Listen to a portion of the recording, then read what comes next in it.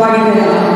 Along with me is my co-host, Rita Holmes from Bosco, Vaduthala.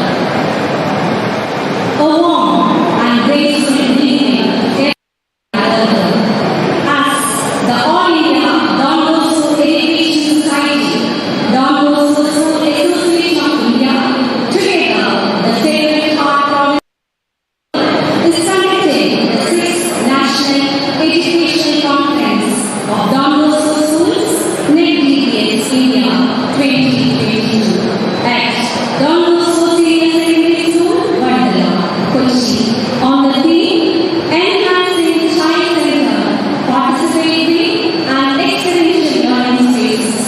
A conference of all headmasters and principals of Don Bosco Schools in India. And on this gracious occasion, we, the staff of this institution, are very much excited and honored to have this happen here.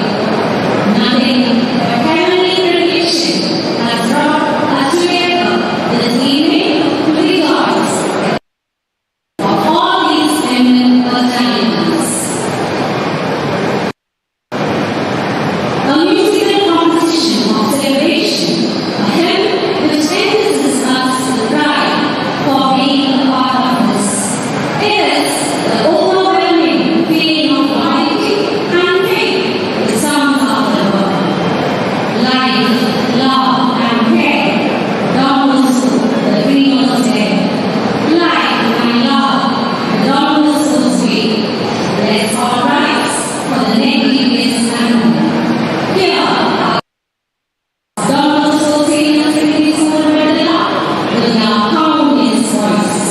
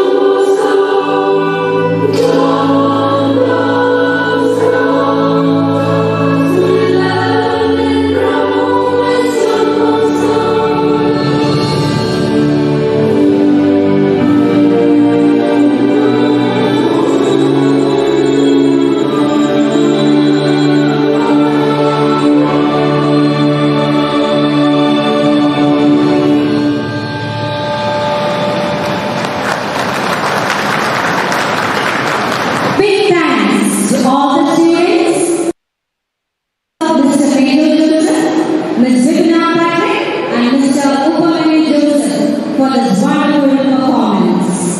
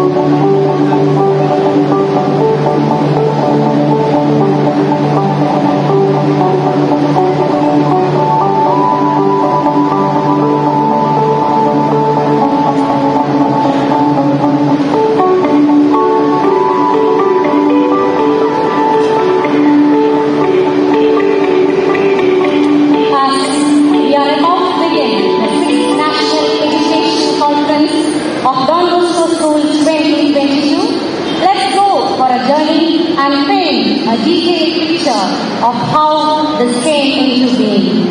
History helps us to understand how events in the past made things the way they are today. Now we have the presentation, The History of NECDBS by Don Bosco Image Vanilla.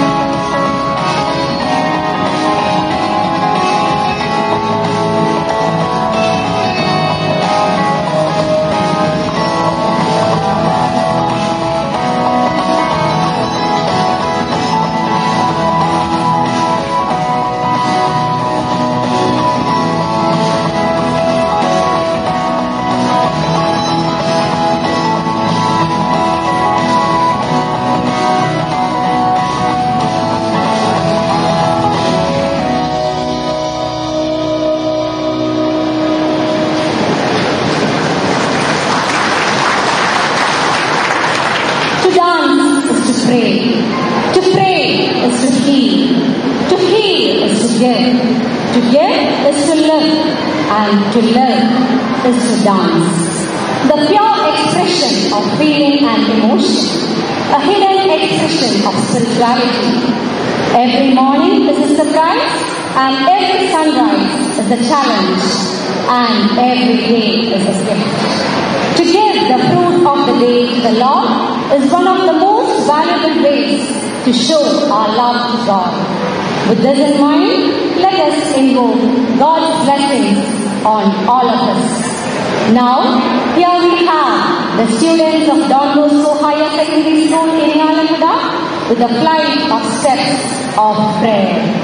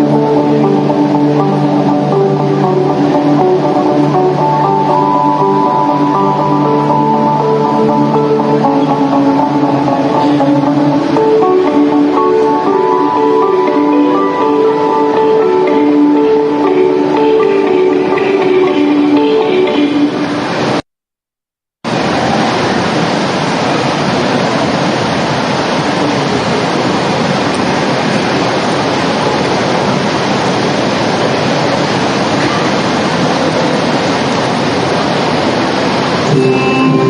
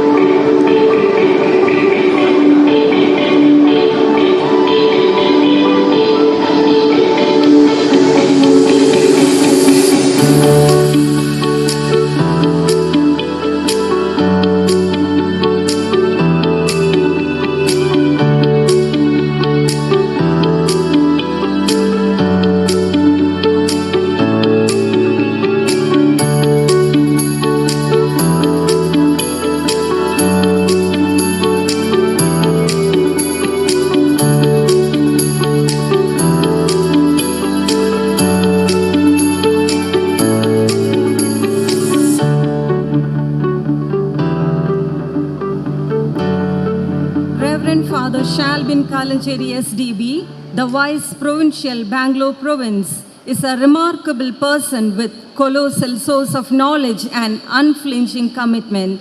He inspires, stimulates, and aspires to illuminate the best in others. In order to enlighten us with the distinguished delegates and all the salient Salesians and luminaries present here, let me implore Reverend Father Shalbin for the words of welcome. Father, please.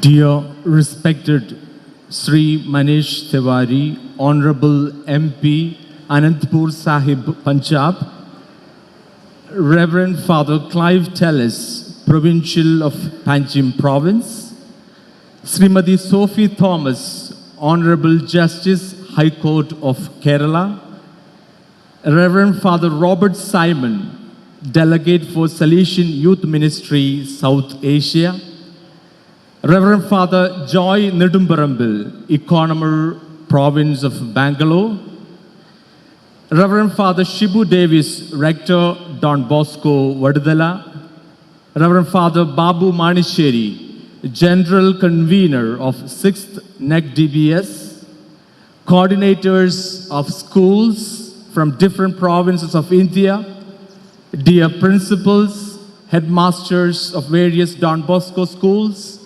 organizers, partners, benefactors, volunteers, students, and my dear friends.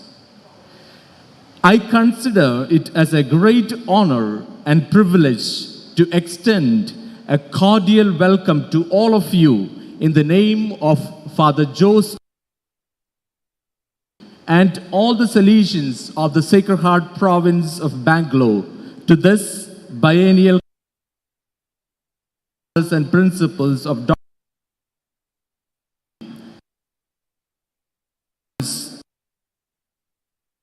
very relevant and meaningful theme, enhancing child-centered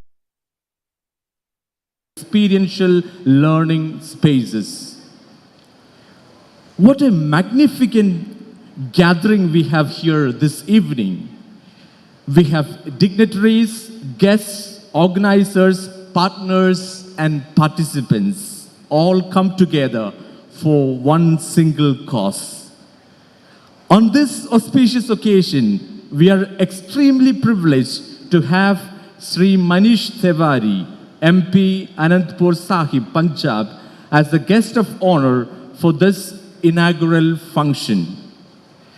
Besides being the Member of Parliament, the Senior National Spokesperson of Indian National Congress, Secretary General of the Foreign Affairs Department of All India Congress Committee, and a well-respected advocate in the Supreme Court of India, he has great credentials in the field of education. Sri Tiwari was the National President of the Indian Youth Congress. He was also the president of the International Union of Students, which was an association of university student organizations spread across 112 countries with its headquarters in Prague, Czechoslovakia. While Sri Tiwari was a university student, he was the captain of the Punjab University team to various national and international varsity swimming and water polo championships. An avid reader and writer of history, literature, and poetry, Sri Tiwari is an authority in international affairs and strategic studies. We proudly welcome you, most respected Sri Tiwari, to this inaugural function. Hearty welcome, sir.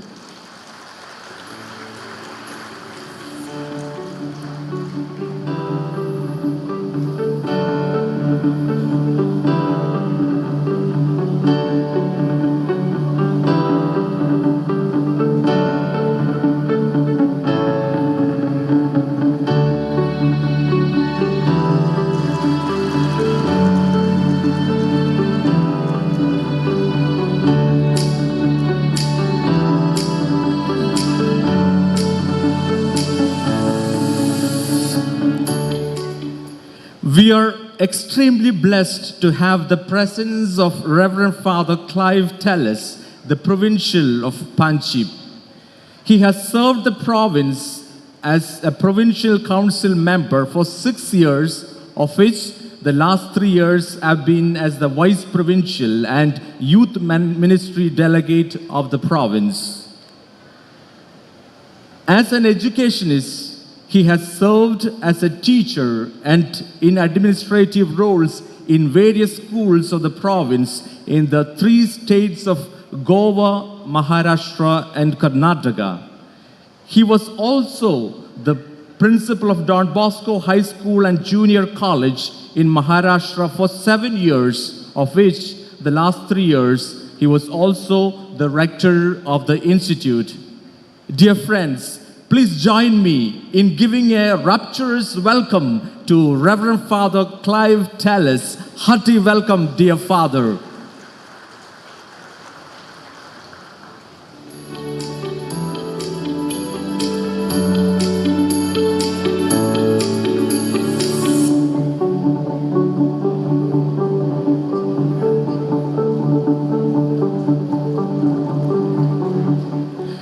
We deem it a great privilege to welcome Honorable Justice Srimati Sophie Thomas, the Judge of the Honorable Court of Kerala. She is also the Principal District Judge in Thrissur and has been made a Registrar General of the High Court, the first woman to hold this office. I'm sure her keynote address would enlighten the gathering. Hearty welcome to you, Most Honorable Srimati Sophie Thomas.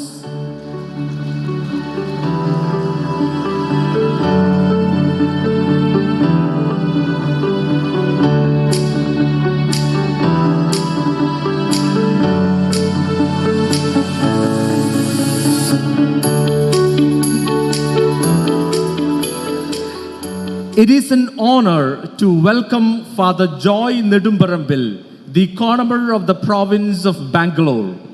He has proved himself to be an efficient and prudent finance manager during his tenure of office as the Executive Director of BREDS, the Development Office of the province of Bangalore, for 9 years. We are proud to say that the financial management of this NECDBS is in his safe hands. Cordial welcome to you, dear Reverend Father Joy.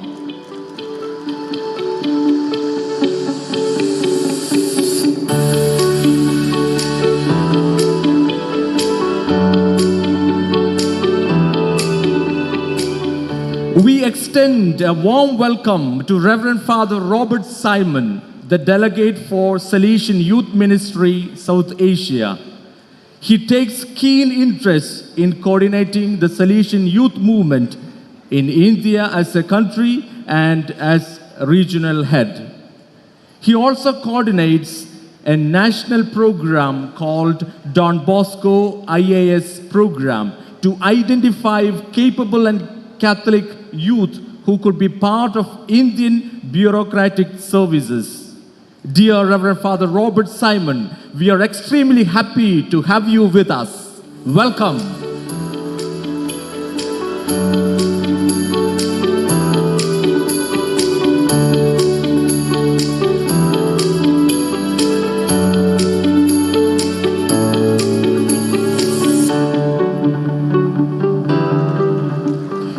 It is our pleasure to extend a cheerful welcome to Reverend Father Shibu Davis, the rector of this institution, Don Bosco, Vaduthala. His able leadership is taking this institution to greater heights, reaching out to many young people. A special welcome to you, dear Reverend Father Shibu Davis.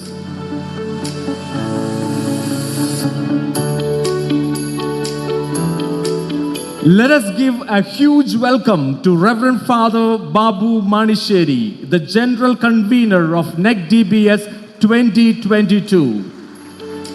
All that you witness here today and the coming days are the result of the meticulous planning and execution of the deep, dedicated, and hardworking organizers under the leadership of him. We can see a professional touch in whatever he does. Most grateful welcome to you, Reverend Father Babu, and to all the organizers.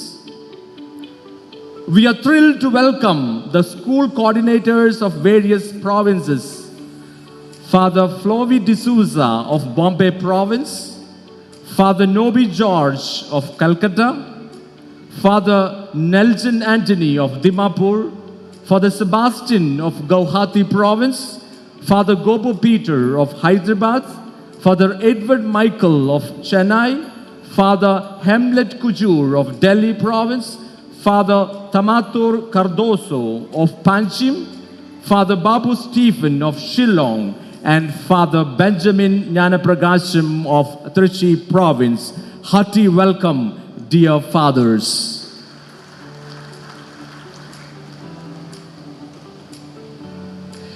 We are delighted to offer the most hospitable welcome to all the delegates, headmasters, principals, fathers, teachers, partners, volunteers, students, and well-wishers. Many of you have made a huge effort to join for this conference, particularly for this inaugural function. A smile and an applause are the universal welcome signs. Let us give these to one and all present here. Dear friends, hearty welcome to all of you to the Sacred Heart province of Bangalore, consisting of the states of Karnataka and Kerala. We are extremely happy to host this conference in our province. Hearty welcome to Kochi, the Queen of Arabian Sea. Kochi is the financial, commercial, and industrial capital of Kerala.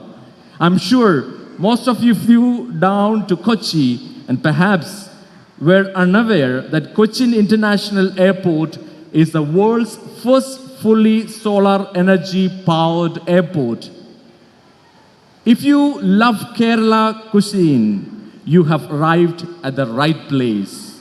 Kochi is the official food capital of Kerala because of the number of restaurants and varieties of food available. I'm sure you will have a taste of it during the coming days. Hearty welcome to Don Bosco Vaduthala, the cradle of Salesian presence in Bangalore province. And finally, may the goals of 6th NECDBS to create synergy, to study and enhance the effectiveness and quality of Don Bosco schools, to study the implications of various educational laws and policies of the government on Don Bosco institutions, and to evaluate and promote new technology and quality management in all Don Bosco schools, become a reality today and the days to come. Once again, hearty welcome to all of you, and thank you very much.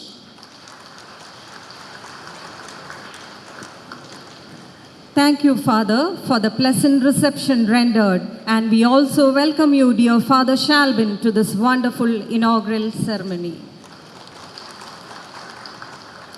Nothing can dim the light that shines from within. Light symbolizes the elimination of darkness and ushers knowledge and wisdom. The spark that will be lit here should be fanned into flames of love. Light reminds us of God, and let this little light burn into our minds, in our hearts, and in our faces. May I solemnly invite the dignitaries on the dais to light the lamp and to inaugurate the 6th National Educational Conference of Don Bosco Schools 2022. The lamp will be lit by Sri Manish Tiwari, Member of Parliament, Anandapur Sahib, Constituency, Punjab.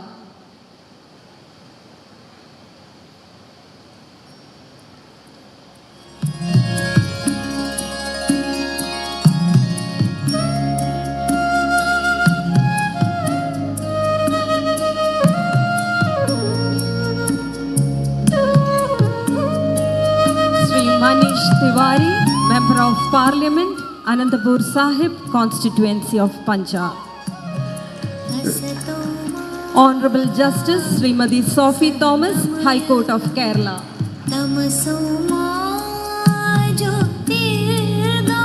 Reverend Father Clive Tellis, Provincial, Panchim Province.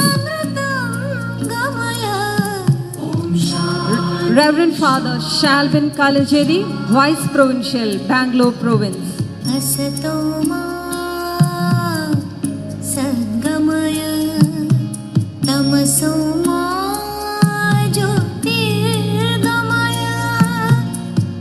Reverend Father Clive Tellis.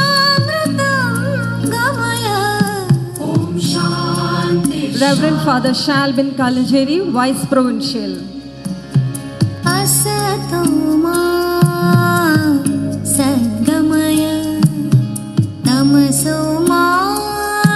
Reverend Father Joy Nedumbarambil, Economer, Province of Bangalore.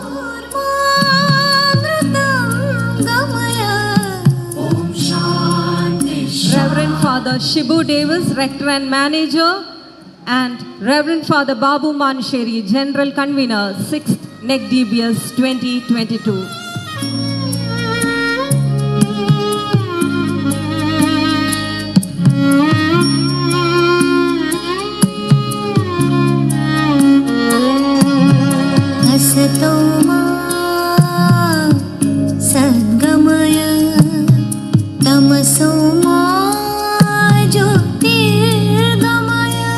Let the lights within us, fueled by passion, shine with other lamps and make a difference in this beautiful world.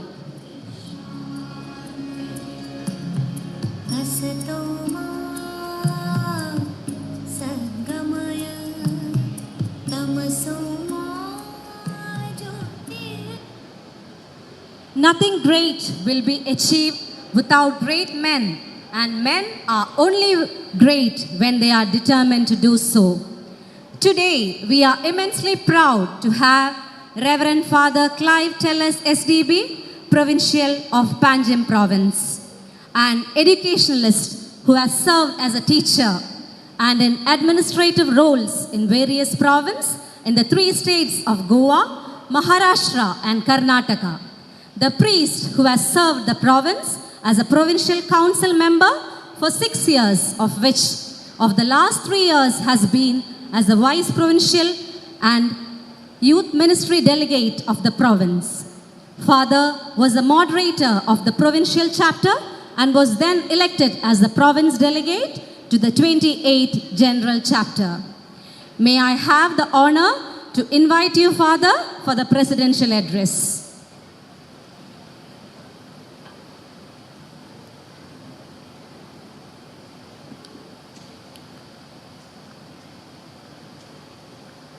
At the very outset, I need to say a very big word of thanks to Father Shalvin for inviting all of us. It has been an honor to come here to Kerala,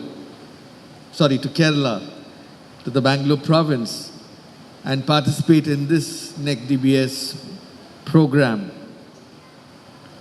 Most respected Mr. Manish Tiwari, Member of Parliament, Honorable Justice Ma'am Sophie Thomas, the Salesian dignitaries on the dais, participants of the 6th National Gathering of Don Bosco institutions. We are definitely here to bask in all the achievements and in the evaluation of what we have gone through. We are definitely here to study and update our perspective in educating, keeping in mind the signs of the times. The theme, enhancing child-centered participatory experiential learning in spaces, is an enthralling one because it invites us to watch and learn from the cognitive behavior approach that we need to give to our young. It is mesmerizing when we are adding our watchful Salesian presence, our Salesian perspective, the child a safe, friendly, and growth enhancing home away from home. More so, especially when we are personalizing it with the 4 dimensions of our youth spirituality. We are hopeful that we learn from the good practices of each other and from around the globe. It would be cliche to say that the young are our future. Future of India, future of the world at large. And investing time on learning what's good for them, taking stock to evaluate the learning processes we are involved in, would only enable us to get better in listening to their needs and desires. My dear brothers and sisters, it's no longer cliche, but it becomes imperative that we undergo such an exercise in order to give the best for our humanity. My sincere quest and desire would be to be able to go back home from this meeting synergizing our efforts for the young. I'm tired of each of us trying to prove how our school, how my institute is doing so well under my particular mentorship. Rather than trying to impress the world, let us try to harness our resources, our talents for each other, so that we may give our young what's really best and needed for them. Enhancing child-centered participatory and experiential learning spaces is simply returning to Don Bosco's vision, mission, goal and objective for the young. Why? Don Bosco enhanced the lives of his boys with exemplary accompaniment and mentorship. Don Bosco entrusted the participatory process in and through his initiatives, follow-up and skilling program. He introduced the 3 experiential learnings through his expressive system: reason, religion, and rapport. In our present day endeavor as Salesians, we have latched onto with great zeal and fervor the new and emerging trends of modern day teaching and learning. Yet, as we re-examine our purpose and the processes, we need to ask each other, and as a collective South Asia body of Salesian educators, how is our quality of presence among our Salesians, among our students, enhancing, participatory, and experiential in the growth process. Don Bosco's entire enterprise was to lead his wards from the comfort zone, out of their fear zone, through the learning zone to personal and collective growth as honest and responsible citizens. In this regard, he employed all the resources at hand and invited collaborative efforts from his boys, parents, friends, and anyone interested in furthering the growth of his boys as good human beings. How do we concretely achieve this? Do we have, or is it necessary for us to develop a comprehensive, overarching strategy for India, for the world at large? The oft-repeated quote, "I was creative and spontaneous, but schooling and education ruined me," is something that we need to be alarmed and examine as modern educators. Thank you, Reverend Father Jose Koikal and the province of Bangalore. Thank you to the Rector, Father Chibu Davis, and the community of Don Bosco, Vaduthala, for hosting us. Thank you to Father Babu and the organizing committee for all the organization in the next few days. My dear confreres, my dear people, we are in God's own country. May we spend the next few days discerning what God wants from us for our young people. Thank you. God bless.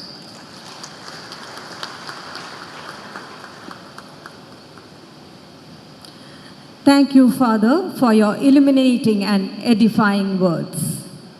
I am extremely elated and take pride and honor to introduce before the audience Sri Manish Tiwari, the Member of Parliament representing the Sri Anandapur Sahib constituency of Punjab in the House of the People Lok Sabha. Leadership is the capacity to translate vision into reality. To become a true, sincere and inspiring leader is always a smart work. We have amidst us a great leader, Sri Manish Tiwari, who has made this event of today flourish with his presence and passion. He also, with his expertise, serves on the Parliamentary Standing Committee of Finance and the Parliamentary Consultative Committee of Defence. He served on the Joint Committee of Parliament that conceptualized the law of data protection. He practices law at the Supreme Court of India. He currently is the senior national spokesperson of Indian National Congress and Secretary General of Foreign Affairs Department of All India Congress Committee. He has authored 4 books. His latest book on India's national security is a bestseller and is topping the charts in its genre. Dear fathers, distinguished guests, well-wishers, here with us Sri Manish Tiwari, the Honorable Member of the Parliament. Let's put our hands together with a big burst of applause to welcome him for the inaugural address. Sir, please.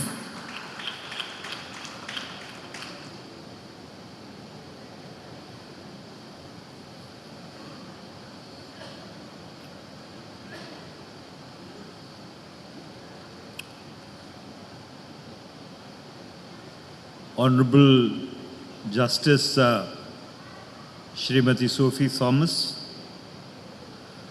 Reverend Father Clive Tellis, Reverend Father Shalban Kalancheri, Reverend Father Robert Simon, Reverend Father Shibu Parapali, Reverend Father Joy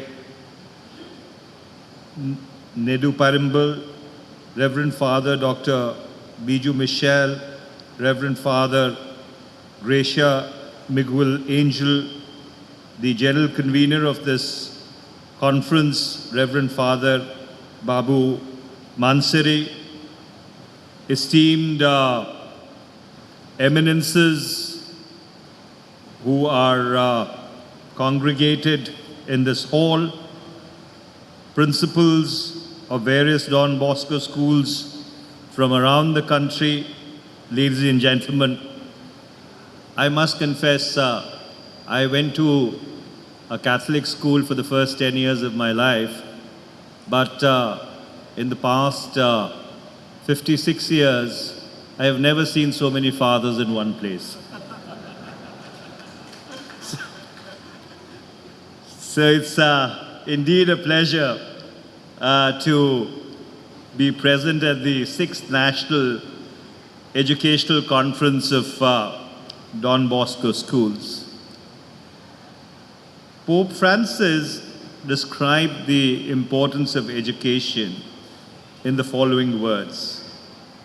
He said, and I quote, "Education can't be neutral. It is either positive or it enriches or it impoverishes. Either it enables a person to grow or it lessens, even corrupts him. The mission of schools is to develop a sense of truth of what is good and what is beautiful." Unquote. The future of our country, our society, and indeed of the world depends upon our children and how they are brought up. Education plays a critical role in achieving this objective. The purpose of education is not merely to produce young adults who can read and write, but create the leaders of tomorrow and men and women. Goodness, fairness, and values must undergird our education system. The question educators today must ask themselves is, what is the end goal of education? Is it employment? Is it to inculcate important social values among children? Can we have both employable young adults who also possess moral values? How best can we achieve this? What are the methods and processes through which children can be turned into responsible adults while ensuring that their childhood and innocence does not really suffer in the process? Before I come to the topic of today's conference, which you would deliberate over the next 3 days, and which is enhancing child-centered, participatory, and experiential learning, I must share some statistics on education, which I think are very germane to your deliberations. According to the census of 2011, unfortunately we've not had a census since then, over 26% of India's population is still illiterate. This compares with 4% in China. About 50% of India's population has only primary education or less, compared to China, where the number is lower at 38%. There are 14.89 lakh schools in India, where 26.52 crore students study at the pre-primary to higher secondary level and are taught by 95 lakh teachers. This is an astonishing statistics. India has more children in school than the populations of Germany, the United Kingdom, and France combined. Out of the 14,89,115 schools surveyed, only 99,564 schools have functional computers for children to access. This is only 6.7% of schools that have computers in the age of the internet. According to the National Achievement Survey 2021, released by the Ministry of Education or Human Resource Development, because they keep alternating the nomenclature, there have been significant learning losses. Compared to the National Achievement Survey of 2017, absolute learning levels have dropped in all grades and subjects except in grade 10 language. Average learning achievement across all grades and subjects dropped from 58% in 2017 to 54% in 2021. A part of this could be the COVID effect also. In the National Achievement Survey of 2021, 24% of students did not have any digital device at home. Nearly 8% of all students faced difficulty in learning through the online mode. Around 45% felt that it was satisfactory, while 50% claimed no difference in learning. 78% of the students felt online learning was burdensome with more assignments. In terms of ease of learning, 80% felt that they learned better in schools with peer learning, and 70% claimed that online learning took relatively more time to learn a few things. I think nothing more poignantly underscores the very, very deep digital divide which is there in India today. In the profile of sampled schools, 17% of the schools highlight the lack of space in the classrooms, while 7% of schools face teacher absenteeism. 25% of schools claim they lack parental support in student learning.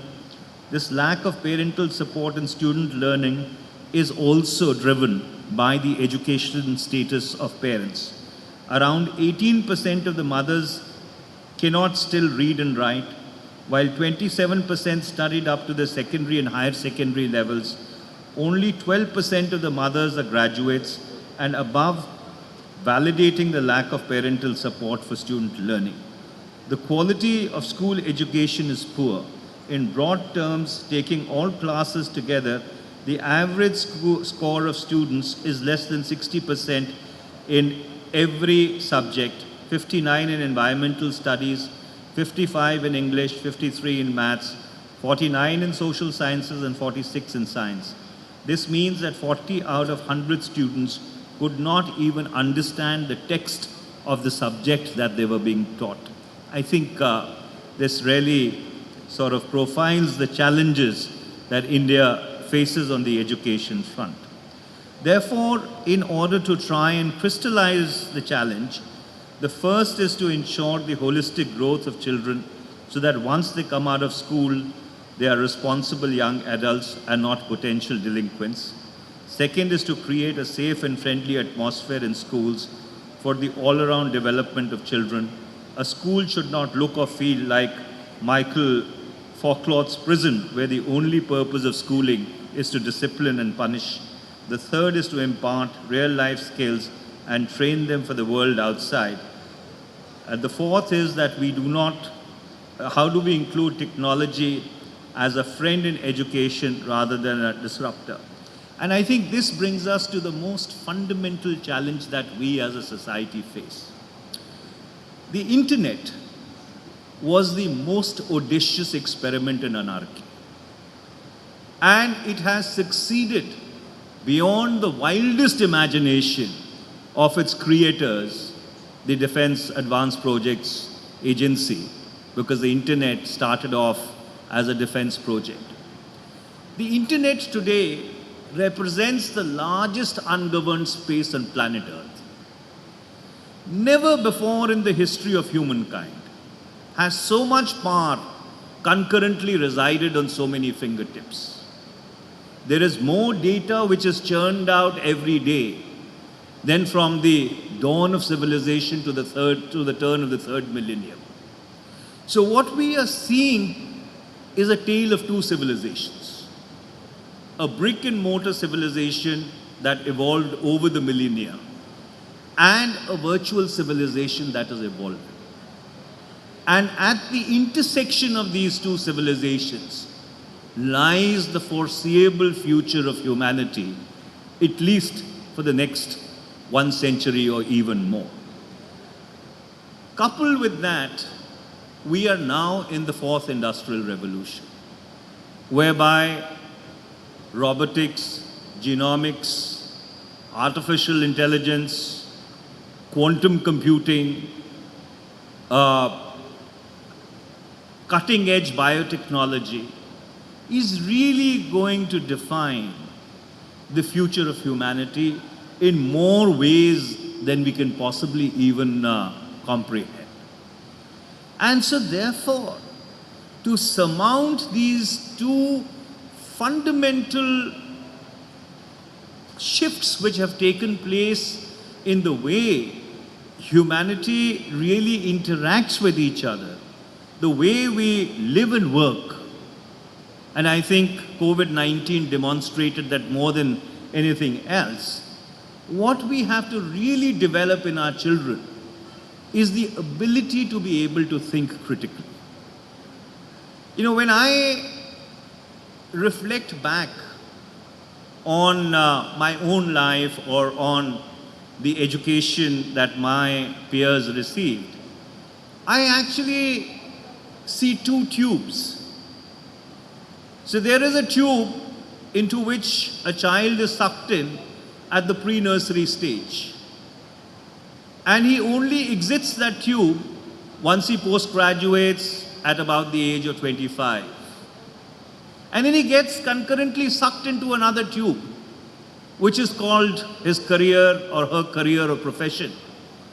And by the time that tube reaches a culmination or you exit that tube, you've kind of lived your life without actually being able to even appreciate as to why God, our creator, our maker, in whatever manifestation you would like to address him, why did he even send us to to planet Earth? And I think the one thing which is gone completely missing in our lives, and we must try and inculcate this in our children, is the ability to be able to do nothing. I recall when we were growing up as children in Punjab, well, I come from Chandigarh, and we had very hot summers. You know, unlike Kerala, which is humid, we really had very hot summers. But even during summer vacations, you would never really utter the word that I am bored, even if you were doing nothing. And here, you have children who, if they are without an electronic device, cannot really surmount the next 2 or 5 seconds of their lives.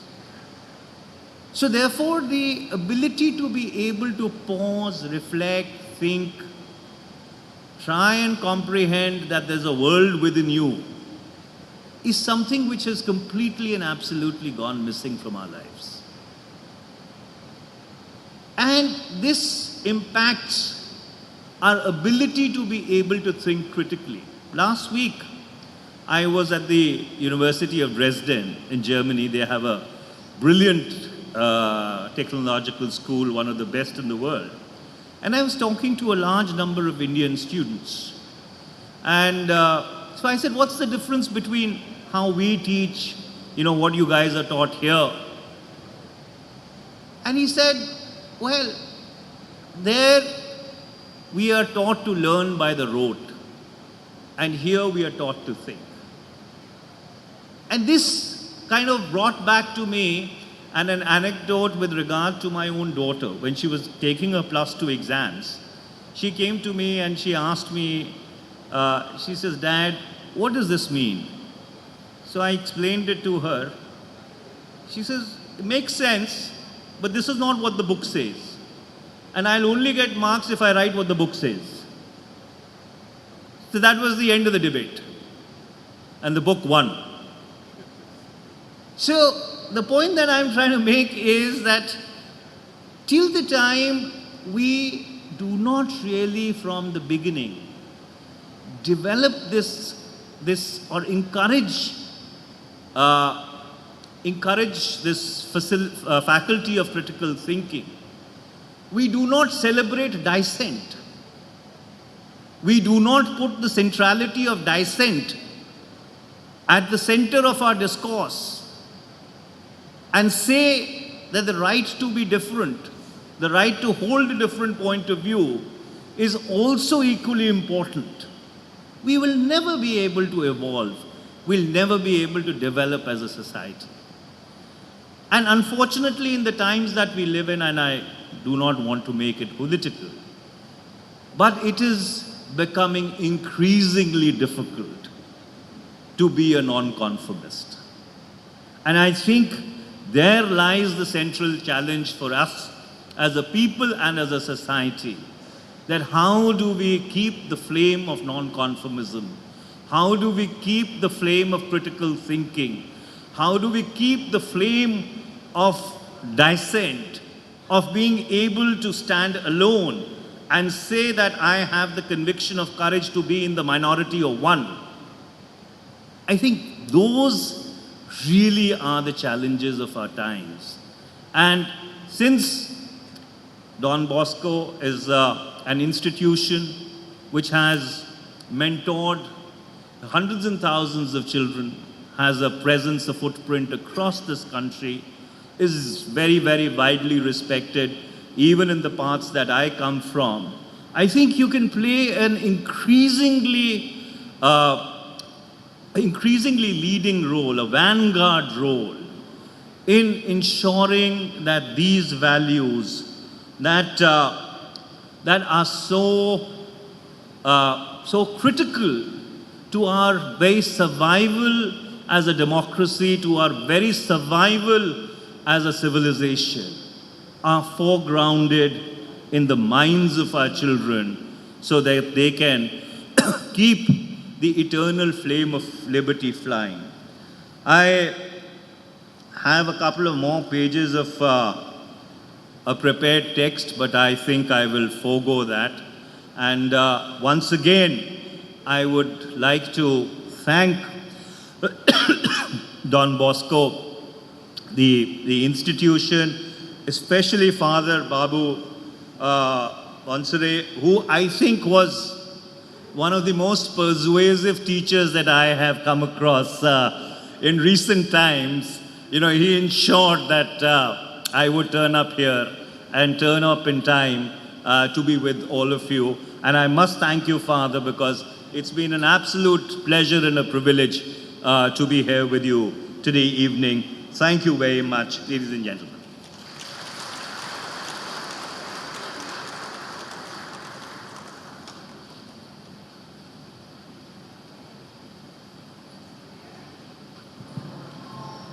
Thank you, sir, for your informative talk and for inaugurating National Education Conference of Don Bosco Schools 2022.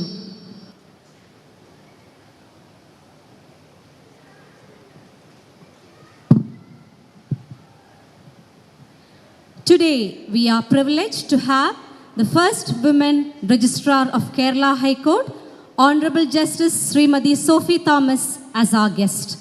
And she is a lady who appeared in the newspaper some years ago with the caption, "Motherly love of the Munsif becomes support for baby." It's my pleasure to invite you, ma'am, to deliver the keynote address.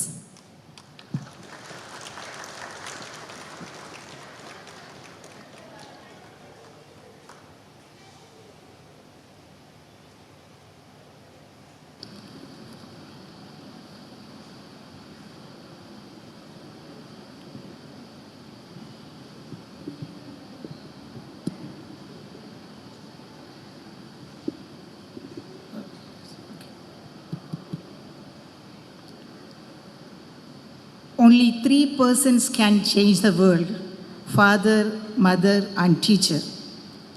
Respected President of this function, Reverend Father Cleve Tellis, most respected personality,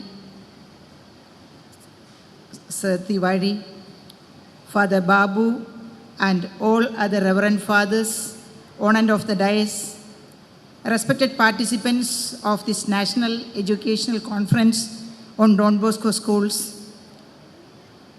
ladies and gentlemen, only 3 persons can change the world: father, mother, and teacher. It was the words of our former president and a great visionary, Dr. APJ Abdul Kalam. First of all, let me bow before you the renowned and great teachers across the nation who are on their mission in molding successful and responsible citizens by creating a child-centric and participatory learning process. We always say knowledge is power and learning is a continuous process. We have no doubt as to the purpose of education as comprehensive development of an individual. If that be so, and if such kind of development is possible, there may not be any problems in an educated society. But we all know it is not like that. All sorts of crimes, ranging from minor assaults to murder, cheating, drug trafficking, child abuse, sex racketing, dowry, family problems, etc., etc., are all prevalent, or rather more prevalent, among highly educated and sophisticated class of the society. Why? And then what is the purpose of education? Are we able to achieve the real goal that is meant by education? It's really doubtful. Sometimes we have to say, illiterate or innocent villagers are far better when compared to highly qualified and highly educated urban people. The difference we could see is that the goodness and righteousness in villages are not seen in urban population. So the irresistible inference is that our high-profile education or high-profile living standards are not sufficient enough to bring out the goodness in human beings. During our childhood days, we had time to enjoy and relax. We had pets in our home to love and care, and friends to play with in open fields. We could nurture plants to see the fruits and flowers coming out with a smile. But unfortunately, our new gen has no time or taste to love the nature or its beauty. They are not trained how to behave even with fellow beings. They don't know the warmth of healthy human relationships. The only information they get is from internet and social media, even with respect to interpersonal relationships. And it may not be correct always, or it may even be misleading or misguiding. As far as a child is concerned, mother is the university of knowledge. A child learns everything from mother by watching her movements. They learn values and virtues from their family, especially from their parents. They learn the do's and don'ts from their family, which they have to practice in their day-to-day life. But now the parents are busy and they have no free time to spend with their children. Mothers also have to go for work to support their family, and the children may go astray with undesirable friendships or may become an addict to undesirable habits. Here comes the role of good teachers. The education system in our country is mainly concentrating on the intellectual or academic developments and thereby the financial prospects of an individual, rather than developing them into a good human being, good to himself, good to his family, and good to his fellow beings in the society as a whole. Most of the schools and teachers are concentrating mainly on tutoring its students to become high professionals, and often little attention is given to train them as good human beings, good enough to the society with full of love and compassion to their fellow beings. They may become great scientists or busy doctors or engineers, but they will be men of head rather than men of heart also, which the society is expecting from them. A high professional without love and compassion to his fellow beings may be capable of amassing wealth to his satisfaction, but he may not be performing his duty to the society with a dedicated heart filled with passion and compassion. Let me quote Sri APJ Abdul Kalam once again, as I am a great fan of him. If there is righteousness in your heart, there will be beauty in your character.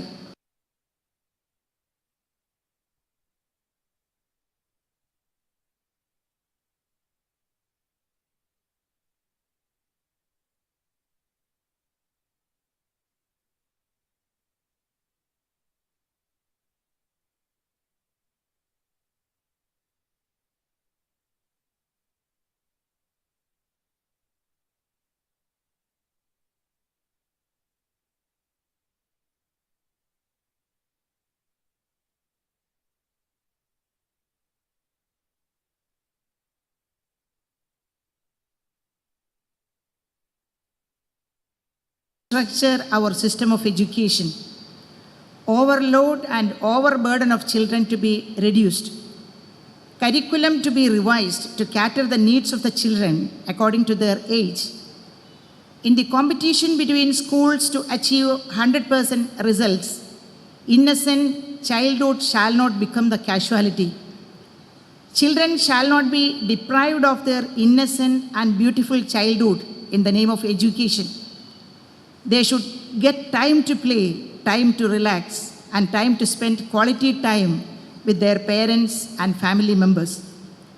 The parents are thinking that if they could admit their children in a high-profile English medium school, their responsibility is over. They make everything available to the children in their fingertips. Children are not given any opportunity to know or to face the realities in life, or even to know about the sufferings or strugglings of their parents, which keep them in good stead in good schools, expending so much of money. So the role and responsibility of teachers is all the more high to mold the children, to instill in them virtues, values, and good qualities, to make them successful not only intellectually but also as a successful human being, good to themselves and good to the society. We know English small letter I, which means me or myself. When it is put upside down, it becomes an exclamation mark, meaning wonder. In fact, our life is a journey to find out or to discover the wonder within us. Persons who could find out the wonder within them, we call them successful people. As teachers, you have to help the children to find out the wonder within them. You should help them to identify their talents. You should help them to dream about their dreams in life and motivate them to achieve their goals. We should give them roots to stay rooted in virtues and values and ground realities of human life, and give them wings to fly high on their dreams. As a teacher, you may give them your love, but not your thoughts, as they have their own thoughts. The role of a good teacher is to provoke their thoughts and to make them think on their own. Once a man asked a sculptor, "How you are making these beautiful sculptures out of this hard rock?" The sculptor answered, "I am not making anything new. The beautiful sculpture is already there inside the rock. I only removed the unwanted rock pieces from the rock to bring out the hidden beauty inside." The role of a good teacher is exactly similar to that of a sculptor. Every teacher is trying to bring out the beautiful human being from every child by removing the unwanted things like ignorance, laziness, arrogance, selfishness, and all other bad habits. As a teacher, you should build a personal rapport with the child. Try to identify their problems and address it. You can be their best friends. Teach them to respect each other. Especially teach them to respect womanhood, which is the need of the hour. Teach them how to face the realities in life and help them to face the failures in life also. They will love you, respect you, and remember you till the end of their lives, and will definitely make you feel great if you have stood with them in their failures rather than in their success. Help them to achieve greater heights than you. Dear teachers, we are looking forward with great hope and expectations on you in making a new India with wonderful human beings. I pray and wish that Christian educational institutions like Don Bosco schools can go a long way in reforming the world by molding and igniting young minds to lead the world. I am sure that they can create wonderful human beings with full of love and compassion to the fellow beings who will definitely take India to greater heights. I'm happy to know that the students coming out of Don Bosco schools across the country are able to take the torch of success under the able and spiritual guidance of its great teachers like you. Let the Christian faith and mission be carried out through your great efforts, and let your vision be fulfilled with the help of Jesus Christ, who is ever living. May I thank the organizers of this program for inviting me to this function, and I sincerely wish all success to this biennial conference. Let this event be a path-breaking one, coming out with novel and innovative ideas which may pave the way for a new era of child-centric and participatory learning space to improve the education system in India as a whole. Let Don Bosco schools be role models to the schools in India, and let its contributions help transforming the education system in our country more efficient, vibrant, child-centric, and child-friendly to mold beautiful and excellent human beings. Thank you. Jai Hind.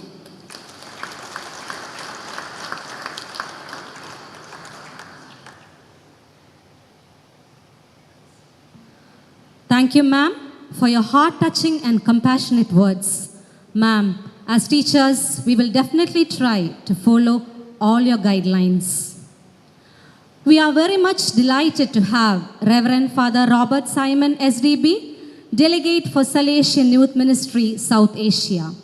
Father was the coordinator for Don Bosco Youth Animation and the national coordinator for Salesian Youth Movement.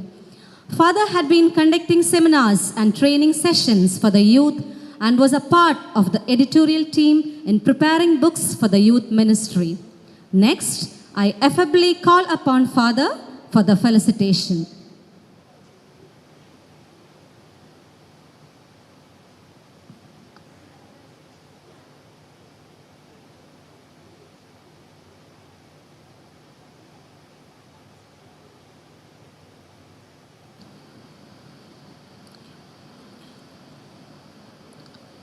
The president of this evening's gathering, Reverend Father Clive Tellis, Honorable Member of the Parliament, Shri Manish Tiwari, Honorable Justice of the High Court of Kerala, Srimati Sophie Thomas, the leaders of the province of Bangalore, the coordinator and his team of this great gathering, Father Babu Manisheri and the rest of you, and you, my dear friends, the principals, headmasters, teachers of various Don Bosco schools, a very good evening to each one of you. I feel immensely happy and joyful at having arrived here, the inaugural function of the 6th NECDBS. I believe this is the most looked forward NECDBS of all times, since it started in 2010.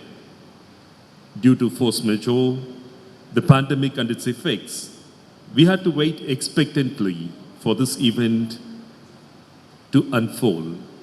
Also, as a post-pandemic NECDBS, it is much eagerly looked forward to, not only for the aspect of coming together, but in relation to the subject of study. I wish you all the best for an active participation and profound reflection and sharing for our betterment. I also wish to thank the host, the province of Bangalore, starting with its provincial and his team, the program coordinator and his team, for well laid out plans and effective implementation of the same.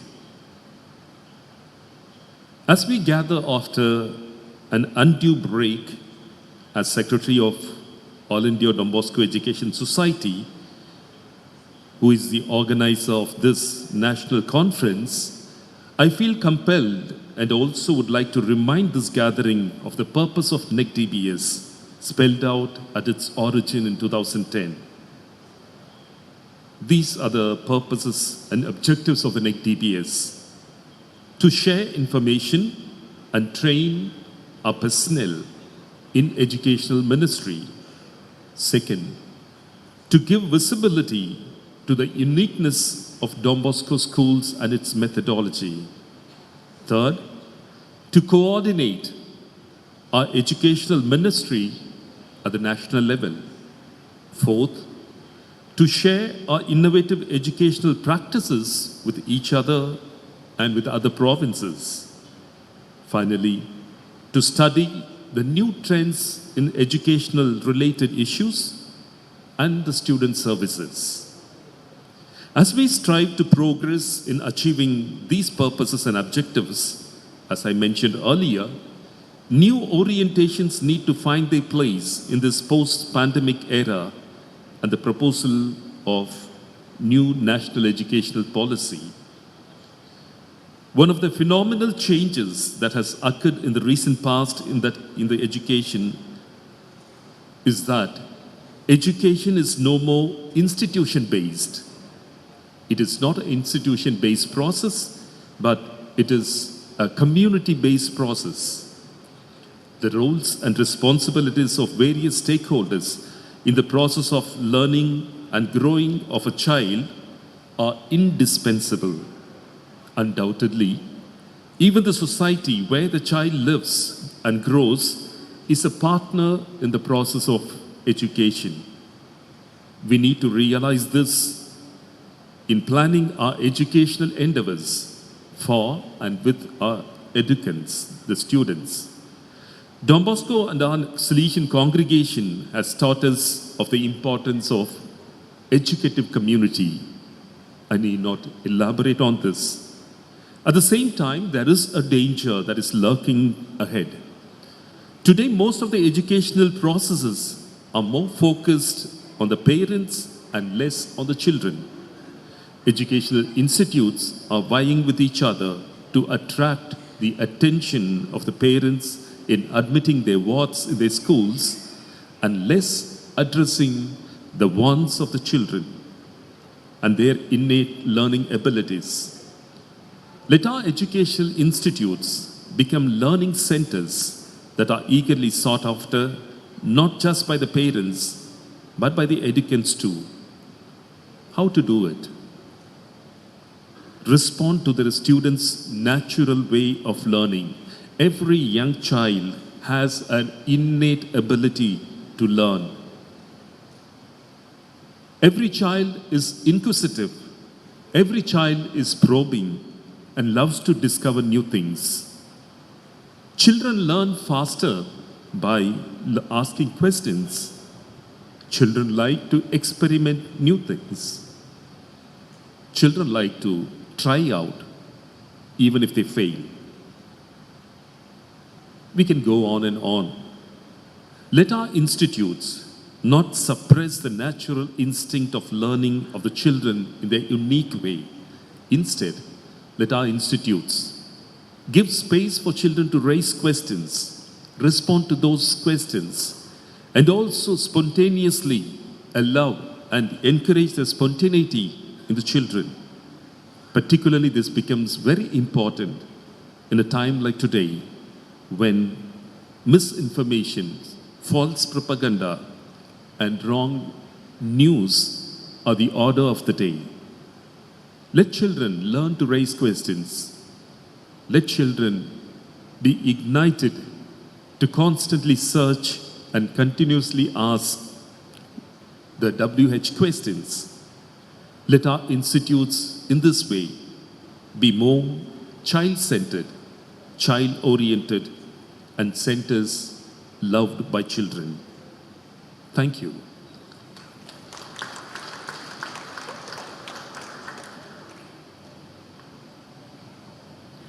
Thank you, Father, for your influential words. It's a matter of triumph and jubilation to have amidst us Reverend Father Shibu Davis, Rector and Manager, Don Bosco, Vaduthala, a vibrant, unparalleled mentor, an enthusiastic leader, and a visionary. He has an exceptional character with the spirit of comradeship and discipline. Dear Father, with much pleasure, I invite you to felicitate the gathering.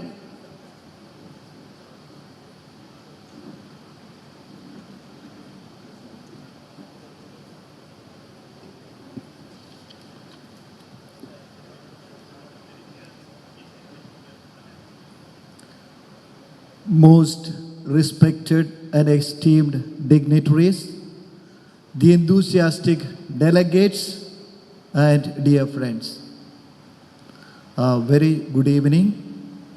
With immense joy, I am happy to welcome every one of you to God's own country, Kerala, to the Queen of Arabian Sea, Kochi, to the Valdocco of the province, Vaduthala, to this historic meeting arena built nearly six decades ago and partially renovated to host this important event here.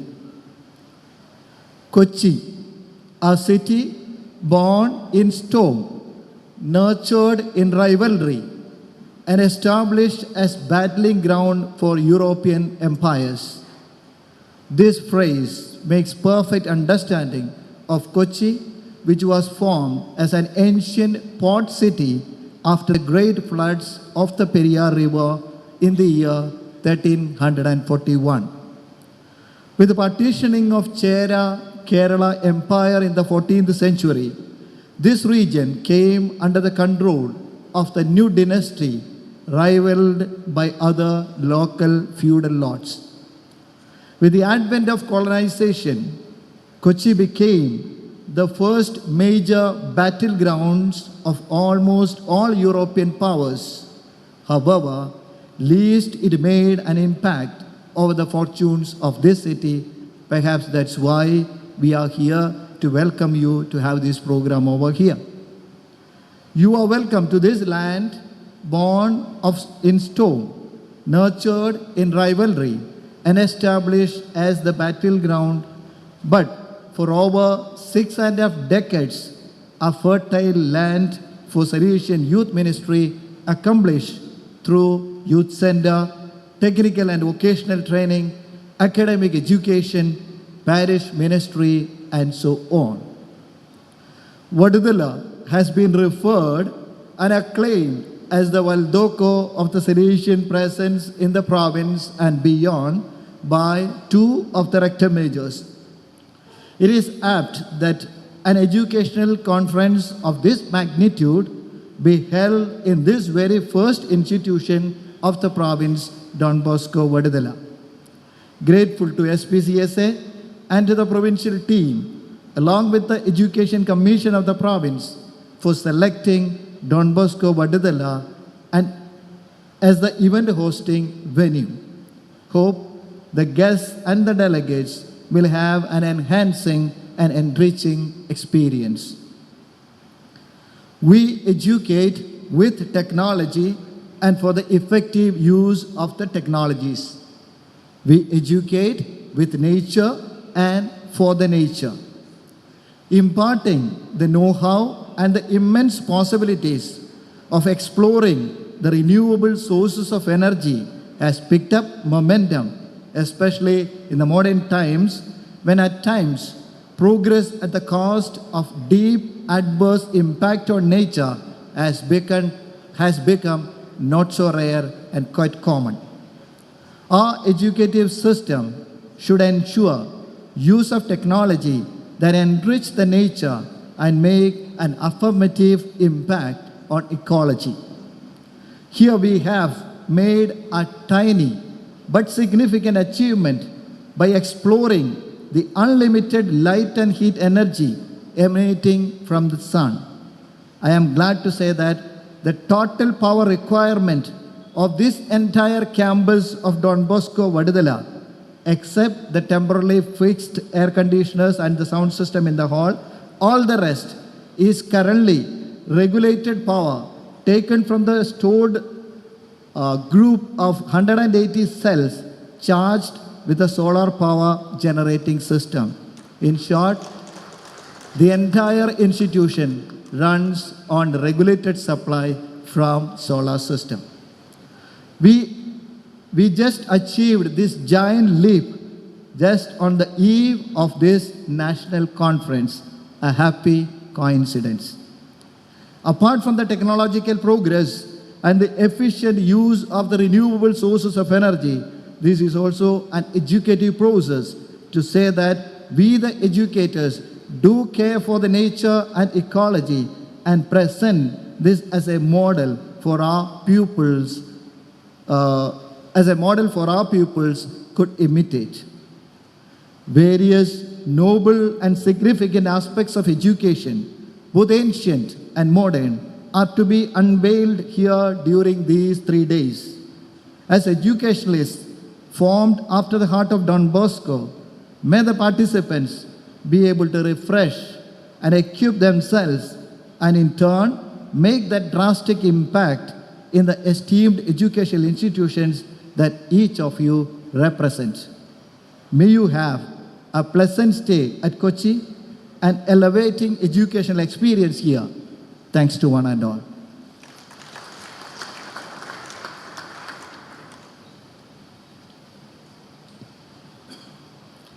Thank you, Father Shibu. Reverend Father Joy Nedumbarambil Economer, Bangalore Province, is highly appreciated for his timely interventions and contributions to the Salesian Province. We are proud that the Bangalore Province has undergone a paradigm shift through his able administration and management. We are delighted to have you amidst us today. may I, with due esteem and admiration, request you to honor the dignitaries. Father, please. We would like to present Sri Manish Tiwari a memento as an appreciation for his time and valuable input he has shared with us all today during the inaugural address.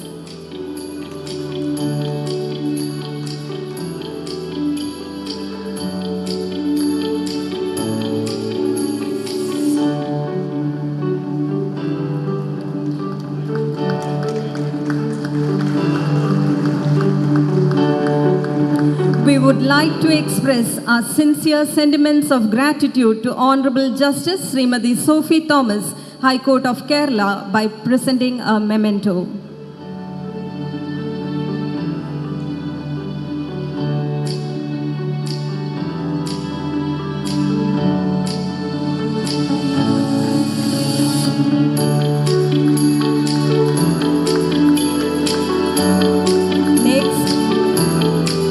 Let us present the memento to Reverend Father Clive Tellis, Provincial, Pancham Province, for blessing us with your esteemed presence.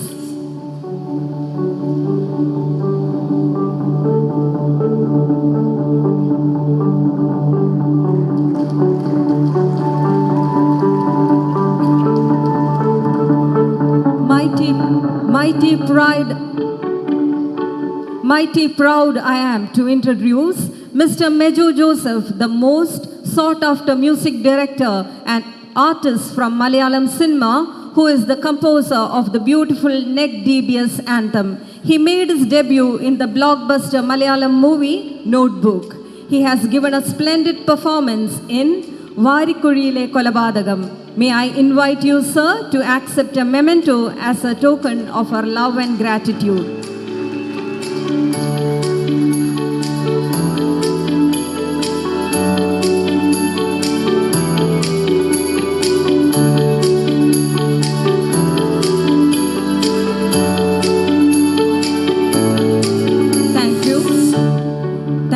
Father Joy, for honoring the distinguished guests. And now, may I request the honorable dignitaries to kindly move down and occupy the seats in front along with the audience.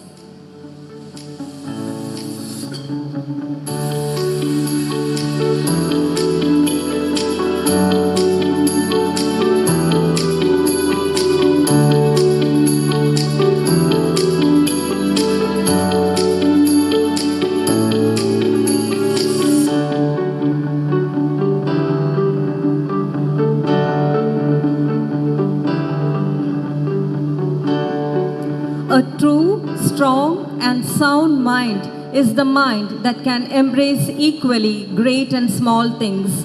And indeed, Reverend Father Biju Michael, General Counsellor for South Asia, is great in the way he has embraced greatness by being a father, a friend and a guide to all in Don Bosco. God-centeredness, strong determination, attachment to Don Bosco, passionate presence, motivational talks, gentle priest and a meek human being sums up the personality of Reverend Father Biju. May you continue to be a shining example of hope and determination. May I request the audience to pay heed to the words of blessings by Reverend Father Biju.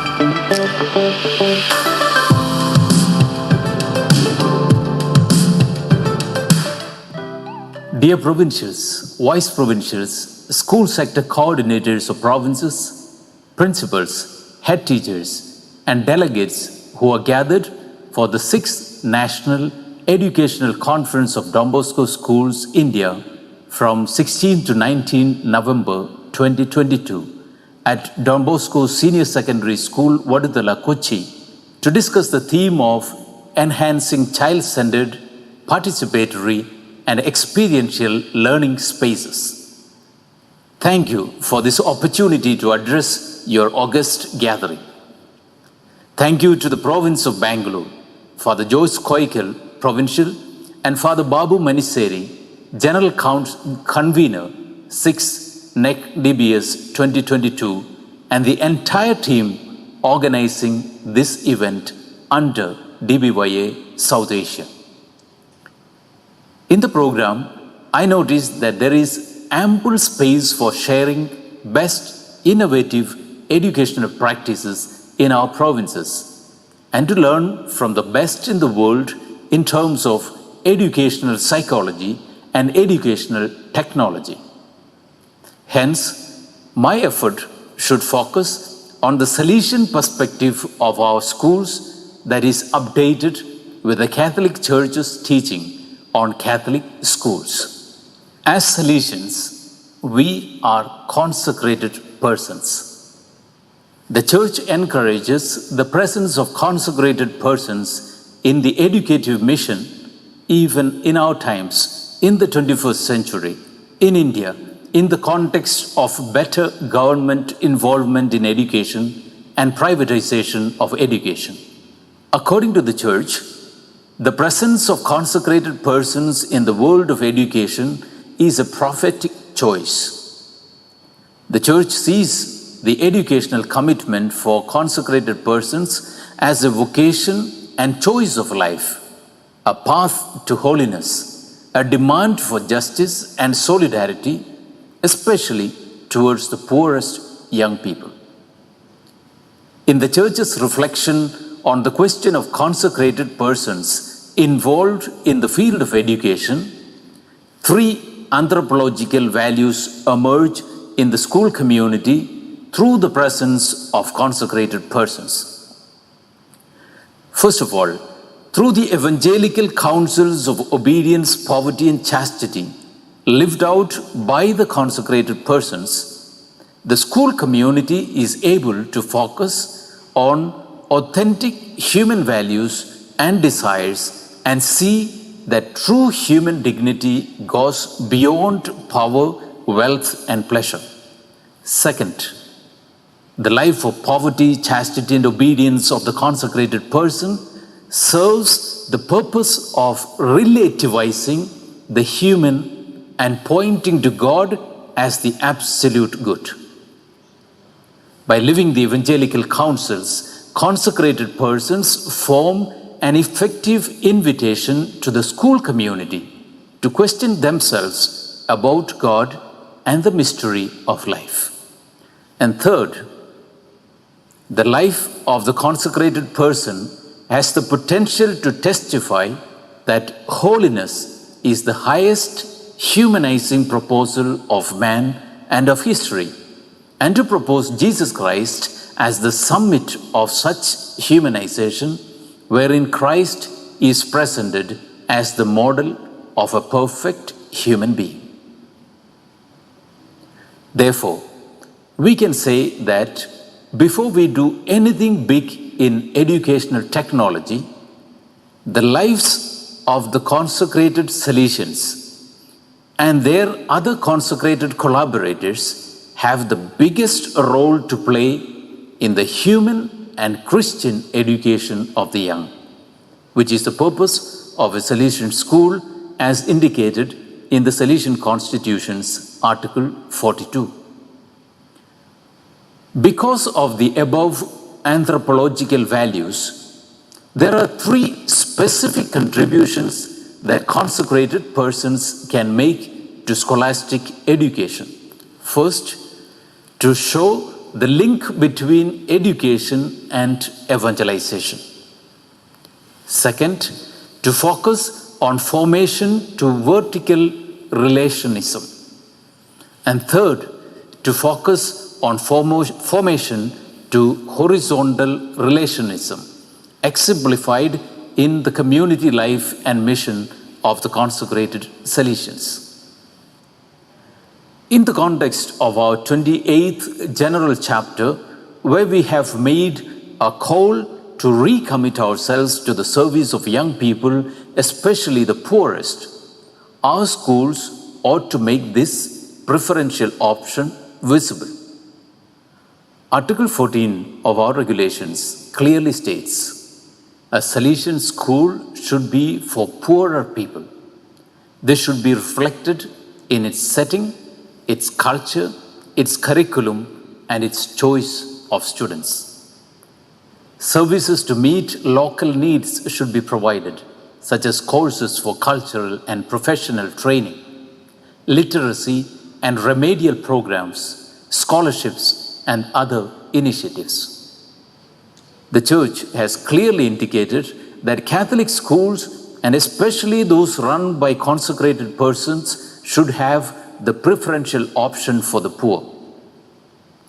When the preferential option for the poorest is at the center of the educational program, the best resources and most qualified persons are initially placed at the service of the least, without in this way excluding those who have less difficulties and shortages.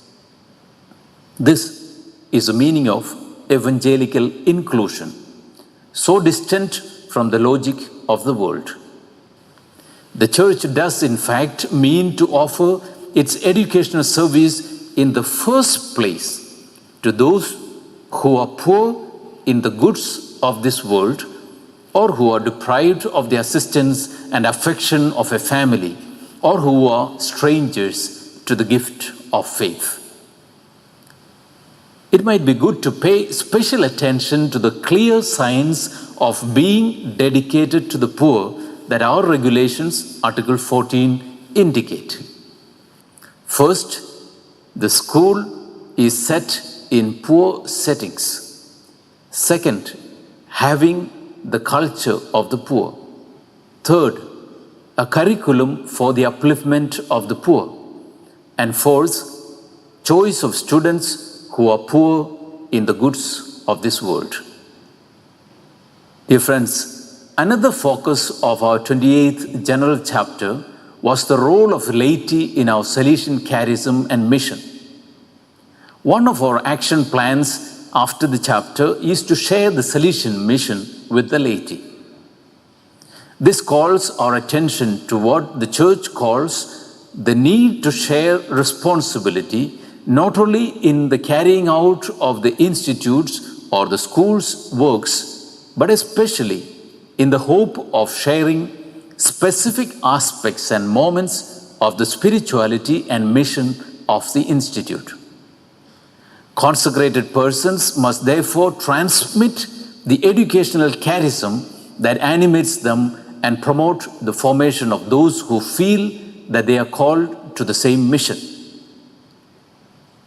To discharge this responsibility, consecrated persons must be careful not to get involved exclusively in academic, administrative tasks and to not be taken over by activism.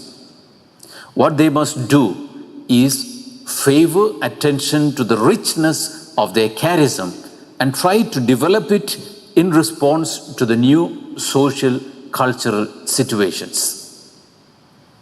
Finally, on the theme of the conference, enhancing child-centered, participatory, and experiential learning spaces, I would draw our attention to reading with the signs of the times the second paragraph of our regulations, Article 13, which says, "The educational process carried out in a Salesian manner and with recognized technical and teaching ability should be based on solid cultural values and be tailored to the needs of the young. The program should provide a harmonious balance between intellectual and technical training and extracurricular activities." I'm sure the conference is achieving exactly what Regulation 13 proposes in its third paragraph, namely, a periodic examination should be made to ensure that the contents of the curriculum and pedagogical and training methods are still valid as regards their relationship with the social milieu, the world of work, and the pastoral indications of the Church. Congratulations to all of you. School education is the largest, consistent, and continuous work of human and Christian education of the young in which Salesians in our region are involved. We serve more than 3 lakhs young students in our academic institutions each day.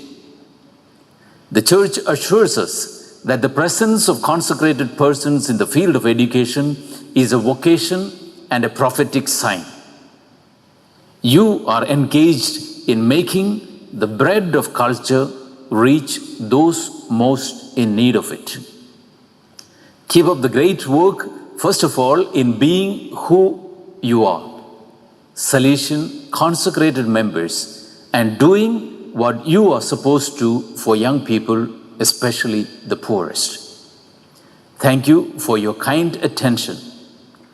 Thanks to all of you for your participation in the conference, and congratulations to all who are involved in organizing it. May God bless us and our educational ministry, which is the greatest tool of transformation of human beings. Thank you.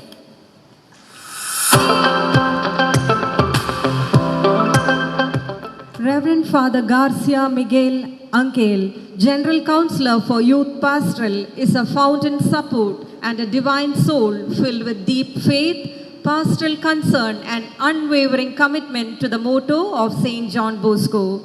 Let's be attentive and hearken to the words of blessings of Reverend Father Miguel.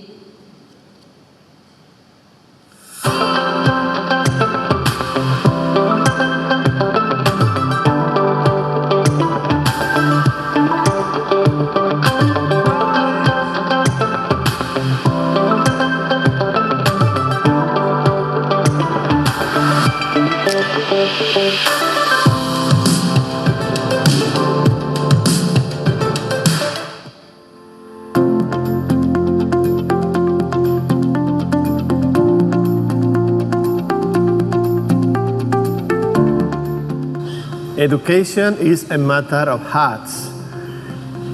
It's not only a title of a book, it's also our educative and pastoral model for Salesians. In this book, in this simple approach to our youth ministry, I wrote here what is the aim of our mission as Salesians. First of all, we have to understand what is the authentic, the real model for our mission. We have a particular way to understand the education and evangelization of young people. The first idea is to remember of us that our target are the young people in need. And we have to be in their culture, not outside. We are not a spectator. We are not outside looking what happened in the world of the young people. No, we are with them.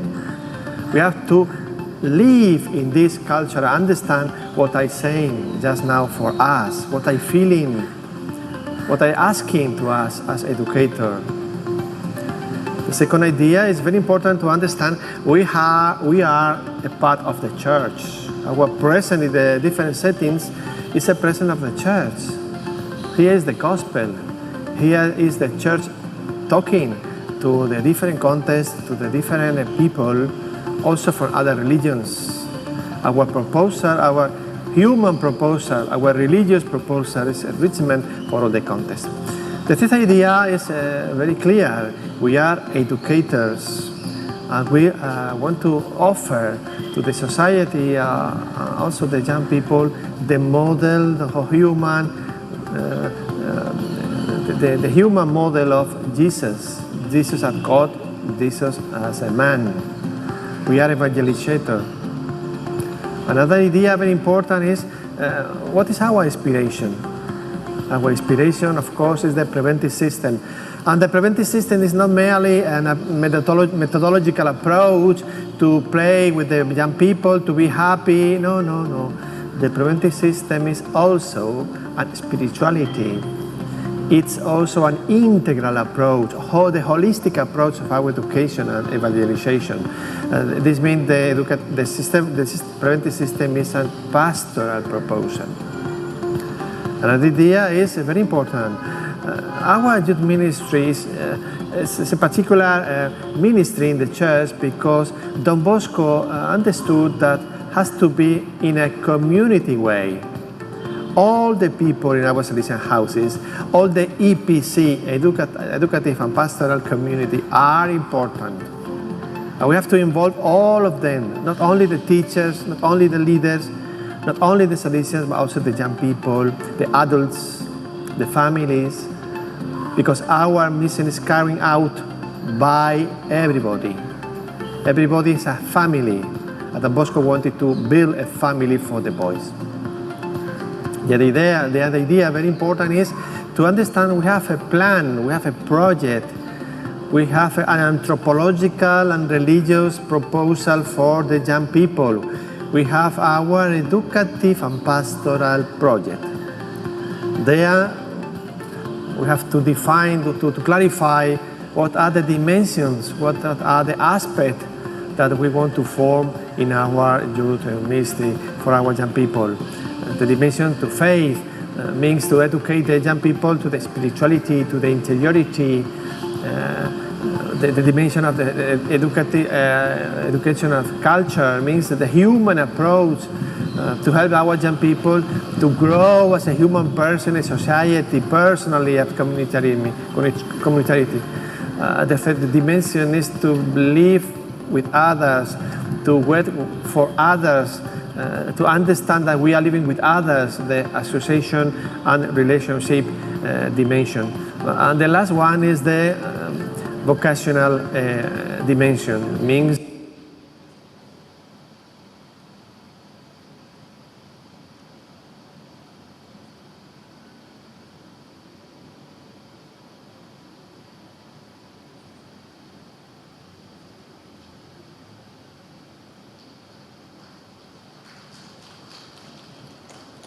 the successful conduct of any event is attributed to the unyielding spirit, unwavering dedication and coordination of all the team members on whose shoulders the responsibility rests. Yes, we have the general convener of the 6th NECDBS, Reverend Father Babu Manisheri, a familiar figure at our campus with unceasing efforts, untiring enthusiasm, and who does the ordinary in the extraordinary manner. Father, may I invite you for the words of gratitude and to give an overview of the conference. Father, please.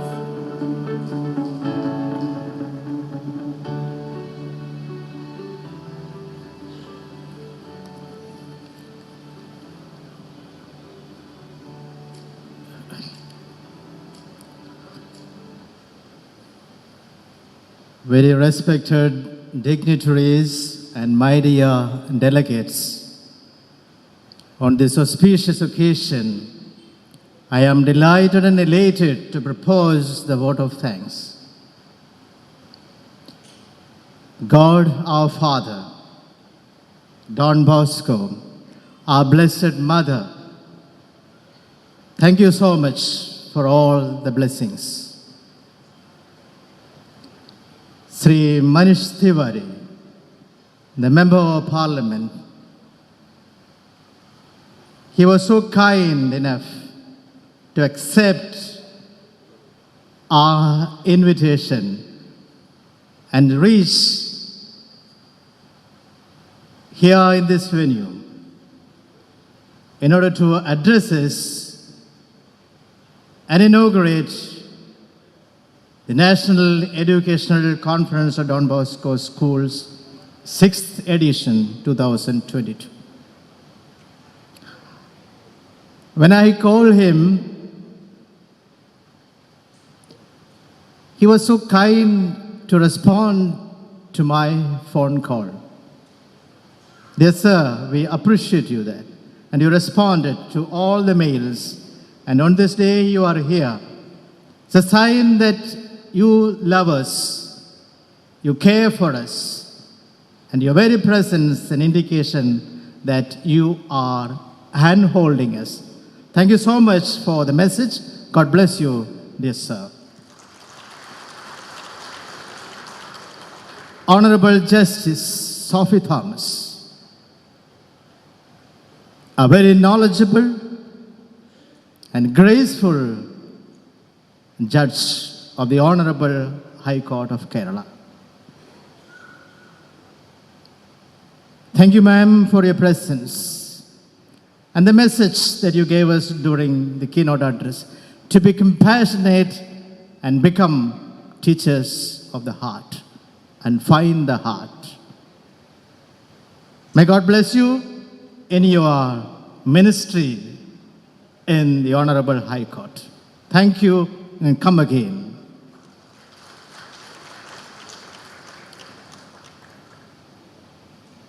Reverend Father Clive Tellis is a fine solution and jovial dynamic. You know, when I told him to be the president of this conference, for the January he was supposed to be the president of the occasion. His nephew is badly sick, and therefore he had to rush to Mumbai. And I told him last night, Father Clive, can you be the president and give the presidential address? As usual, Clive, as he is, yes, of course, I shall. And today, he gave us a beautiful message. He was on time here. Thank you for the beautiful message and your presence. That is big for us. God bless you, dear Clive.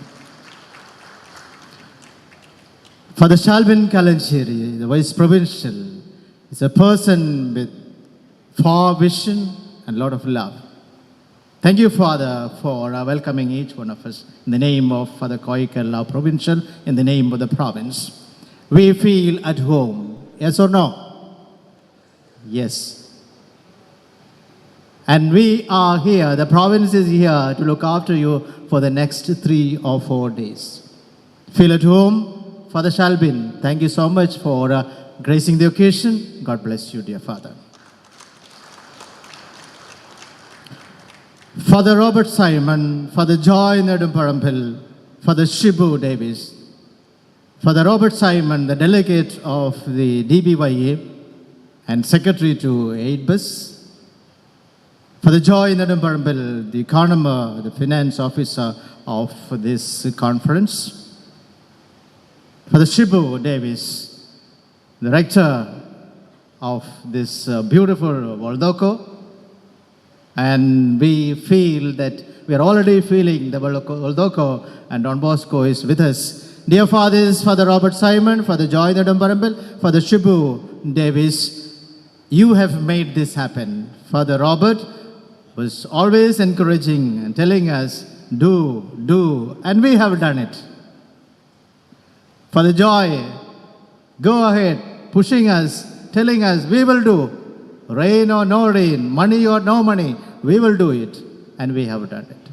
Father Shibu Davis, when the word go, it is in Vaduthala. Father Shibu was all out for it.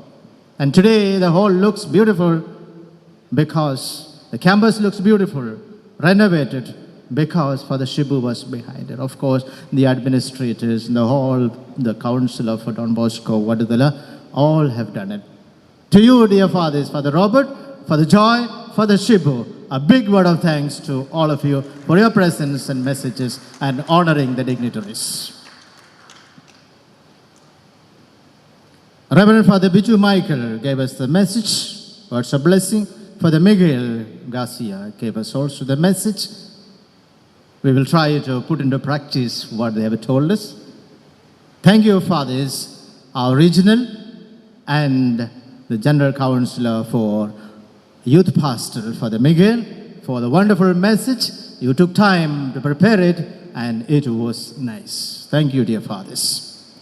Thanks to all the school coordinators of the various provinces. We have been in contact, we were connected, and we have managed to get ourselves registered. We are around 175, 180 registered, and almost 170 plus are in the auditorium today, and a few more arriving tomorrow. And this is a teamwork, and we have done it. Don Bosco School Association, India. And we are all members of this association.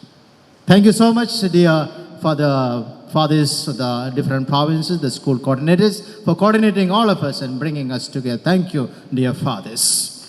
Thanks to all the staff and students, the host principal, Father Kuriakos, and everyone here over Vaduthala for making this conference inaugurated, making it happen. Thanks to one and all the well-wishers and everyone. God bless you, and we wish you a wonderful stay here. God bless.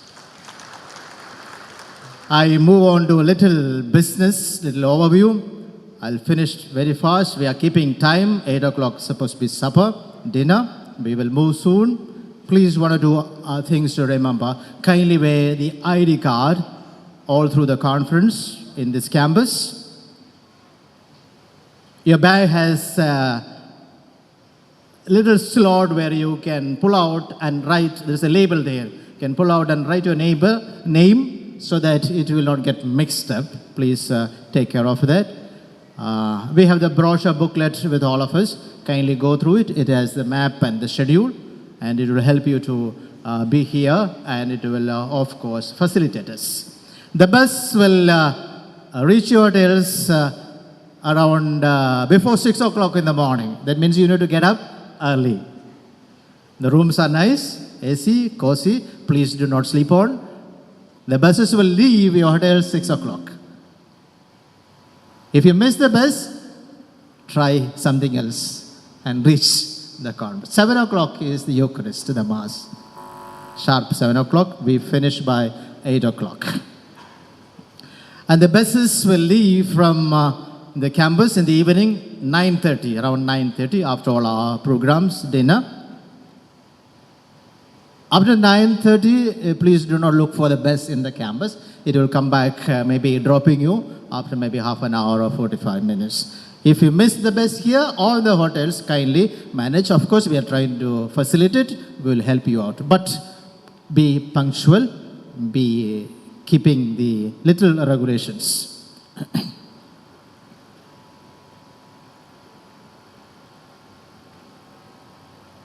We will be given a little mass book or a prayer book in the chapel tomorrow. It will have all the prayers, so you need not carry your breviary and things like that. We will have the prayers, everything compact in a little prayer book, which will be supplied to you tomorrow.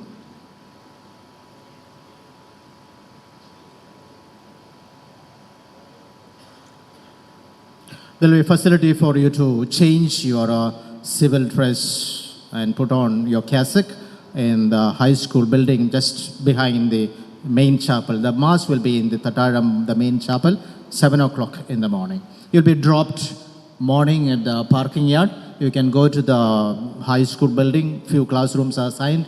Can put your things there and change and put on. Cassock is needed and requirement for the Holy Mass. If some of you do not have a few alps that we have kept, we can make use of it.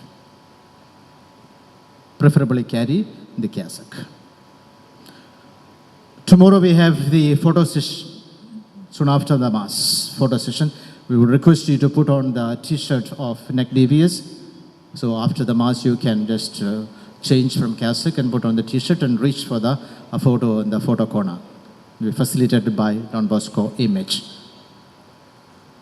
The breakfast, lunch, tea, dinner will be arranged in the food court. That is just the upper hall of the swimming pool, the aquatic complex. Don't go to the swimming pool and look for dinner. It's from the upper room of the swimming pool. And if you wish to swim, please get necessary permissions, and you can, not during the conference time anyway. Okay. The guidelines have been given to you in a soft copy and also hard copy in your welcome kit.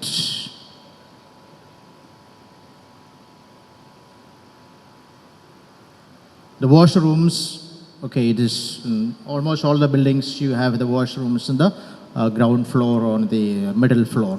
Kindly use them as wash and other facilities. We start the conference 9 a.m. sharp with the NECDBS anthem, prayer, and a little report, digital report will be given every day.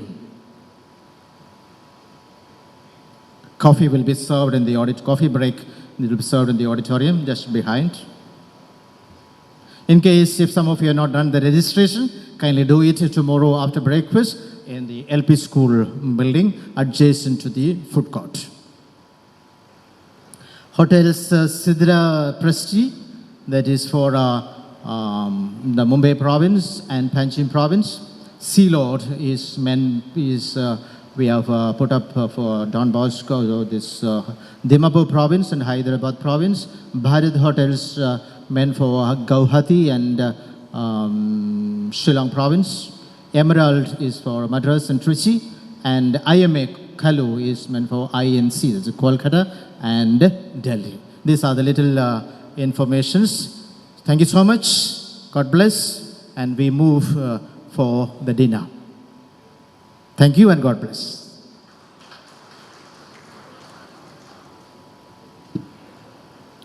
Putting it concisely, when all is said and done, it's important to find the little things in everyday life that makes you happy. Let's try to see the world in a grain of sand and heaven in a wild flower. Hold infinity in the palm of your hand and eternity in an hour. Let's all be filled with happiness in the little events that happens in these 4 days of the 6th National Educational Conference of Don Bosco Schools. Welcome all and feel at home. Have a great stay at God's own country, Kochi. Thank you. Now, may I request all the delegates to kindly disperse and move to the food court at the first floor of the aquatic complex. Thank you.